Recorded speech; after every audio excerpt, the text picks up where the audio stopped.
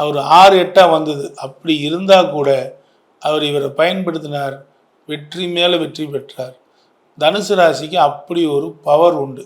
அடுத்தவங்களுக்காக power உண்டோ ஒழிய தனக்காக ஒரு ஒரு வீடு வேணும் அப்படின்னா அலைஞ்சி அலைஞ்சி அலைஞ்சி அலைஞ்சி அலைஞ்சி அலைஞ்சி ஆனால் போங்கடா, நான் எப்படியோ போகிறேன், இந்த வாடகை வீடே பரவாயில்லடா அப்படிங்கிற மாதிரி ஒரு சூழ்நிலைக்கு தனுசு வந்துடும்.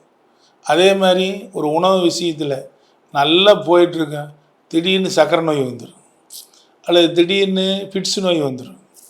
அந்த மாதிரி அமைப்பை இந்த தனுசுக்கு கொடுத்துரும்.